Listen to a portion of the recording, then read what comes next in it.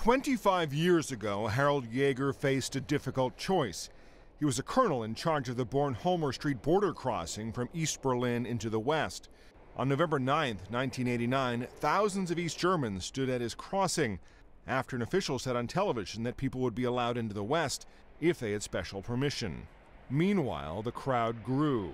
I tried to get a directive from a supervisor so I could start letting the GDR citizens through, but there was simply no supervisors around this night, so I had to act myself and gave the order myself that the wall should be opened. An estimated 20,000 pushed through, many celebrating with champagne. We were all so happy because it had all happened without weapons and violence, that no drop of blood had been spilt in this night, only tears of joy and a bit of cold sweat running down my back. Other crossings soon did the same, leading to the fall of the Berlin Wall, which had divided the city for 28 years.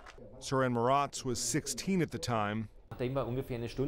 After we had waited for about 1 hour in the cold, the crowd started surging forward and everyone started running towards the checkpoint. Naturally, I ran with like everyone else, and the border crossing was simply overran.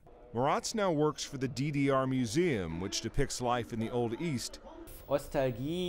My impression is that is a certain form of longing for predictability. The world is much faster now and much more unpredictable. You don't have the security that you think you had in the GDR. Meanwhile, work is underway in Berlin to mark a quarter century since the wall fell. A 9-mile chain of lights will stand in the former location of the wall. We want to show all Berliners, but especially young Berliners who haven't experienced the wall, where the wall was.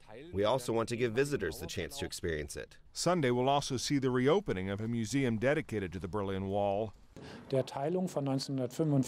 We focus on 1961, the year the wall was built, and 1989, the fall of the wall. The people are always our focus. Germany reunified a year later, a pivotal moment in the collapse of communism. Matt Friedman, Associated Press.